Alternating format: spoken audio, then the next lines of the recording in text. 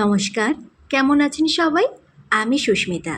Bengali ব্লেন্ডের পক্ষ থেকে আপনাদের সকলকে জানাই স্বাগত।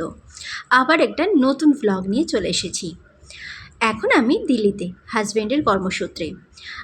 ইনি দেখেন রেডি হয়ে একদম দাঁড়িয়ে দাঁড়িয়ে কাঁদু কাঁদু করছে, কখন ঘুরতে যাবে।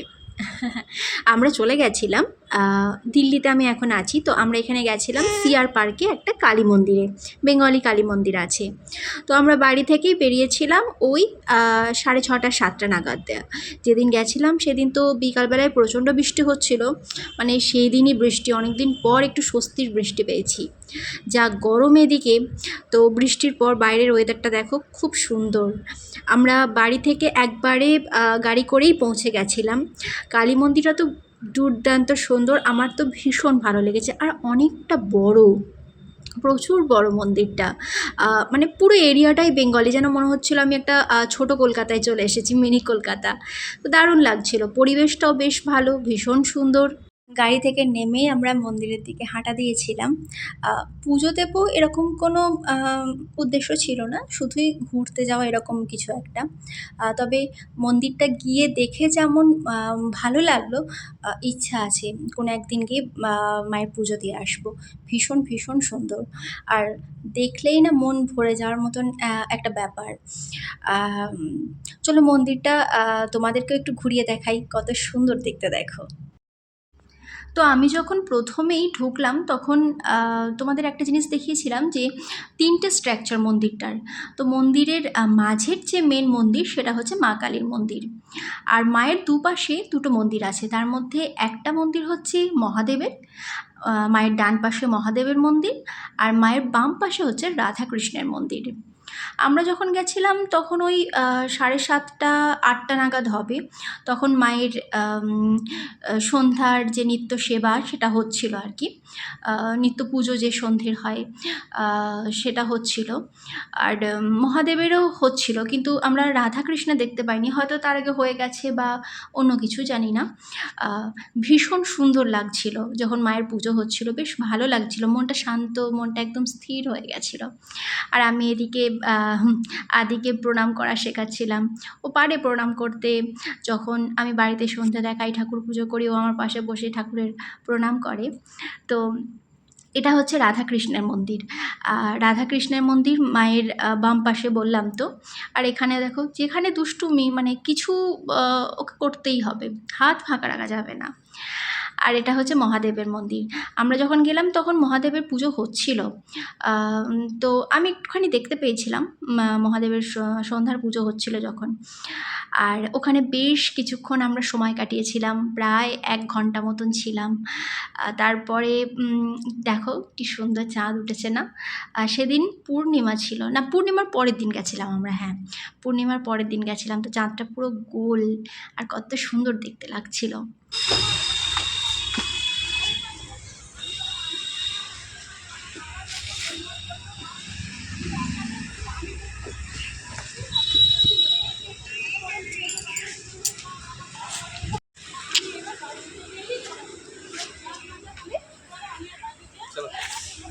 আস্তে আস্তে আস্তে আস্তে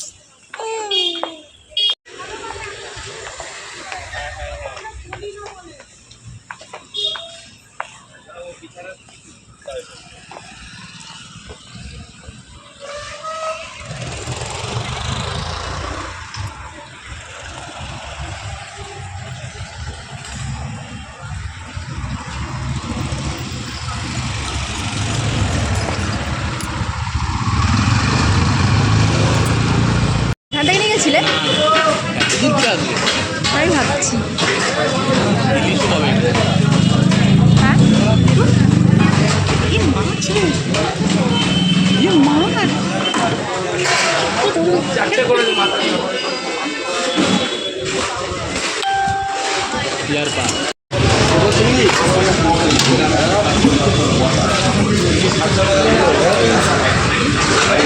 এগুলো সব কাঁচের। ওইগুলো কাঁচের।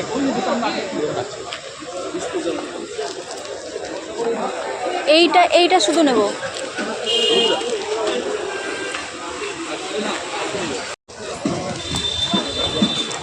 হ্যাঁ ঢুকবো। ঠুকবে ঠুকবে না আবার কেন?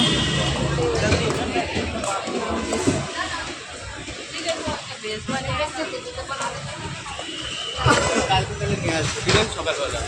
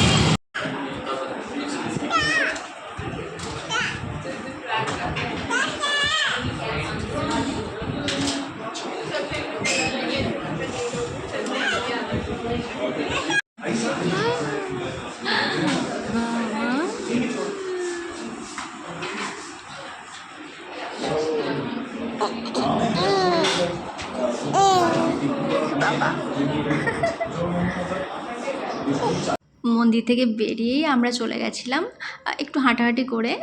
ওখানে একটা রেস্টুরেন্ট ছিল, একটা মার্কেট ছিল, ওখানে আমরা রাতের খাবারটা খেয়েই এসেছিলাম। আমি একটা ভেজ থালি অর্ডার করেছিলাম আর ও একটা মাটন থালি নিয়েছিল। তো খাওয়া দাওয়া শেষ করে দেখছো তো একটা বন্ধু পেয়ে গেছে। আর বাচ্চারা বাচ্চাদের ঠিক খুঁজে নেয়, ওদের বন্ধু হতে বেশিক্ষণ সময় লাগে না, আমাদের বড়দেরই সময় লাগে। তো ওরা দুজন মিলে বল খেলছিল। ওর মাটা মানে এই রেস্টুরেন্টটা ওদেরই। গাড়ি চলে এসেছে, ক্যাব বুক করেছিলাম, আমাদের বাড়ি পৌঁছতে নিতে প্রায় রাত্রি 12টা হয়ে গেছিলো। যাই হোক, ভিডিওটা অবশ্যই দেখবে, ভালো লাগলে একটা লাইক করবে, কমেন্ট করবে, আর যদি নতুন হয়ে থাকো চ্যানেলটা অবশ্যই সাবস্ক্রাইব করবে।